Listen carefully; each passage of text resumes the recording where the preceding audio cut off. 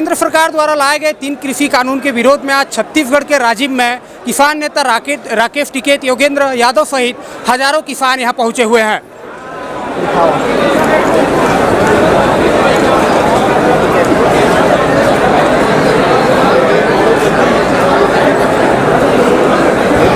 छत्तीसगढ़ के राजिम में किसान महापंचायत का आज आयोजन किया गया है। इसमें किसान नेता राकेश टिकैत, योगेंद्र यादव, मेधा पाटेकर सहित हजारों की संख्या में किसान पहुंचे हुए हैं। मीडिया के लोगों से मेरा ये है कि किसानों का टारगेट मीडिया नहीं है, आने वाला अगला टारगेट सरकार का मीडिया है, मीडिया हाउस है।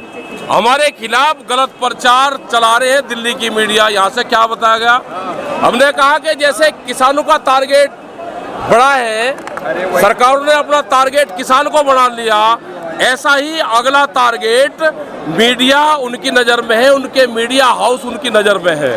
नक्सल क्षेत्र में जाएंगे, क्या कहेंगे? छत्तीसगढ़ में यहाँ की सरकार से बातचीत करेंगे, धान की फसलें और ज्यादा खरीद हो, और भारत सरकार को ये चिट्ठी लिखे कि एमएसपी पे गारंटी कानून बने, और जो पंजाब और हरियाणा में जो सुविधाएं वहाँ पे भी देते थे, उस तरह की सुविधाएं यहाँ के और पूरे देश भर के किसानों को मिले।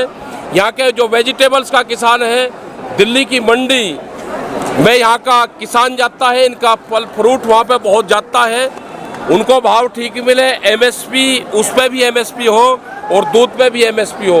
यहाँ के जो आदिवासी है, उनकी जो जड़ी बूटियाँ है, उसका भी एक बड़ा मार्केट यहाँ पे बन सकता है। और आने वाले टाइम पे हम आदिवासियों के क्षेत्र में सुकमा और ये जो कोंडा गांव, इनमें हम जाएंगे, वहाँ का दौरा करेंगे, उन आदिवासियों लोगों से मिलेंगे, उनका क्या और हो सकता है, इस आंदोलन से उनको कैसे जोड़ेंगे, उनकी जड़ी बूटियों का कैसे लाभ मिल सकता है, उस पर भी हम बातचीत करेंगे। उनका कहना है कि राकेश टिकैत के आने से माहौल यहाँ पर बिगड़ सकता है और राज्य सरकार इसकी जिम्मेदारी लेगी। हमारे उससे माहौल नहीं बिगड़ा है, हमारी जिम्मेदारी खुद है, ना किसी सरकार को लेने की जरूरत है। और बीजेपी के लोग इस आंदोलन की एडवाइजरी बॉडी के मेंबर नहीं है, वे यहाँ पे आंदोलन करेंगे तो आंदोलन बहुत बढ़िया, उनके वहाँ पे आंदोलन करेंगे तो आंदोलन खराब। हम यहाँ पाएंगे तो हमको बाहरी बताएंगे, तो ना हम बाहरी हैं, हम किसान हैं, पूरे देश में जाएंगे। देश में रहने वाला हर नागरिक देश का है, वो कहीं भी आ जा सकता है, कोई यहाँ माहौल खराब नहीं हो रहा। देश के यहाँ पे किसान आ रहे हैं, यहाँ के मसले हैं, उन मसलों पे बात करेंगे। यहाँ के कोई दिक्कत यहाँ के किसानों को है तो सरकार से भी बातचीत करेंगे। अगला आपने कहा कि केंद्र सरकार ने कहा कि एमएसपी थी, है और रहेगी, लेकिन आपने कहा कि केंद्र सरकार थी, है और अब नहीं। हमने कहा कि सरकार थी, है और नहीं रहेगी, इसमें क्या दिक्कत है भाई? जो सरकार किसानों का काम नहीं करेगी, अगर वो सरकार है तो वह नहीं रहेगी। हमने किसी एक का नाम थोड़ा लिया है, या लिया एक का, अपने आप मत बढ़ाओ। टिकैत जी, आज आप छत्तीसगढ़ पहुंचे, क्या कुछ समझ आया आपको? हमारे समझ ये आया कि इनका फसल यहाँ पे बिखरी एमएसपी पे, और स्टेट में नहीं बिखरी, कम बिखरी, और भारत सरकार इस पे कानून बना दे। लेकिन जो भी अधिकारी कर्मचारी ये सिफारिश करेगा कि कानून है, थे और रहेंगे, उसकी जिम्मेदारी है, उसी के ऑफिस में लेके जाएंगे। बिकवाने की भी जिम्मेदारी एमएसपी की उसी अधिकारी की रहेगी। छत्तीसगढ़ सरकार कुछ बतावे के खरीद कर रही, उनसे और करेंगे कि ज्यादा खरीद करें और बेनिफिट यहाँ पे किसानों को दे। ठीक है बहुत बहुत धन्यवाद। एक आखिरी सवाल ये है, आपने मीडिया की बात की है, मैं समझता हूँ राजिम में हुई इस महापंचायत ने अगर कोई भी संदेह किसी के मन में बचा था तो उसे समाप्त कर दिया है कि ये आंदोलन किसी क्षेत्र विशेष का आंदोलन है। कल हमने भारत बंद किया, मुझे तो उम्मीद हो रही थी कि उससे उन सब लोगों की बोलती बंद हो जाएगी जो कह रहे हैं कि सिर्फ हरियाणा, पंजाब, राजस्थान का आंदोलन है, क्योंकि कल चेन्नई में, तमिलनाडु, केरला, कर्नाटका, बंगाल, झारखंड, सब तरफ इतना महान बंद हुआ।